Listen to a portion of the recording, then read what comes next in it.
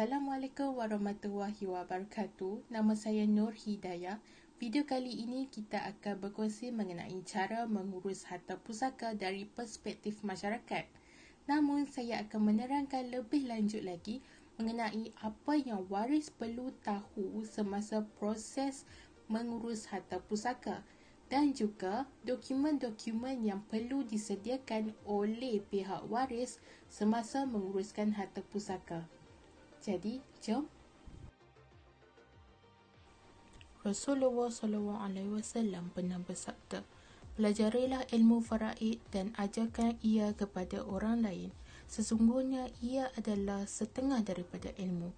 Ia adalah ilmu yang dilupakan dan ia merupakan suatu ilmu yang mula-mula akan dicabut daripada umatku. Rasulullah SAW menggesak umat Islam mempelajari ilmu faraid secara terperinci kerana baginda bimbang umatnya leka untuk mempelajarinya selepas kewafatannya. Antara punca pengurusan pusaka menjadi rumit, yang pertama, ahli waris tiada ilmu pengetahuan. Kedua, waris terus mendaftar tanpa berbincang dengan semua waris. Ketiga, ibad wai masuk campur dalam urusan harta pusaka. Dan keempat, anak-anak yatim yang tidak dipedulikan. Kelima, hubungan ahli keluarga mertua tidak sehaluan. Keenam, hutang piutang si mati yang perlu diselesaikan. Waris tidak mahu bekerjasama dan bertolak ansur. Dan yang terakhir, berlaku perebutan penjagaan hak anak.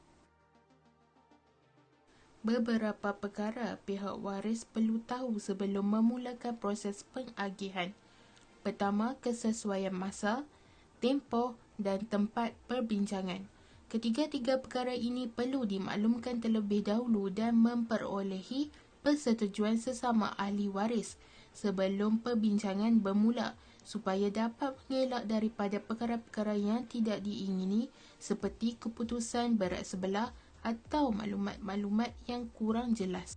Seterusnya, kos awal yang perlu ditanggung oleh pihak waris. Kelima, kemungkinan bantahan daripada waris yang tidak bersetuju dengan keputusan sebelum ini. Dan yang terakhir, keperluan pihak ketiga ataupun tidak semasa proses pengagihan harta pusaka. Pihak waris juga perlu tahu beberapa perkara mengenai si mati. Pertama sekali, aset dan hutang si mati. Kedua, melaksanakan tanggungjawab terhadap keluarga yang ditinggalkan oleh si mati. Dan ketiga, penjagaan anak. Selain itu, pelantikan wasi atau pentadbir, proses permulaan di pejabat pusaka, bahagian yang layak diterima oleh pihak waris, serta harta dan bahagian yang ingin dibuat faraid. Dalam perancangan pewarisan, faraid adalah perkara utama yang perlu difahami sebelum merancang pewarisan. Namun, waris perlu menyempurnakan dahulu hak-hak harta pusaka si mati yang lain sebelum terus mengagihkan harta pusaka si mati.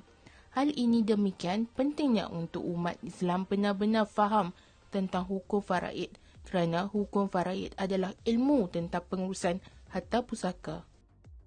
Antara dokumen asas yang diperlukan bagi melancarkan proses pengagihan harta pusaka. Pertama sekali, borang A. Waris bertanggungjawab untuk memastikan kesemua waris dimasukkan di dalam senarai waris sewaktu permohonan dibuat.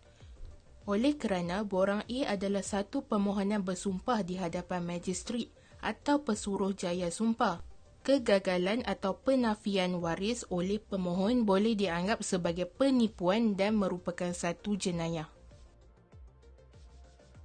Seterusnya, salinan surat mati, salinan kad pengenalan, salinan sijil nikah, salinan geran atau sijil atau hak milik harta, carian rasmi hartanah dan dokumen daripada pesuruh jaya sumpah. Selain itu, borang yang mungkin diperlukan adalah borang DDA atau pelepasan atau persetujuan. Dokumen ini bertujuan pemakluman waris-waris yang tidak dapat hadir dan pembahagian yang telah diputuskan. Borang DDA perlu ditandatangani di hadapan pesuruh jaya sumpah dan sekurang-kurangnya 2 orang waris menghadiri bicara kuasa.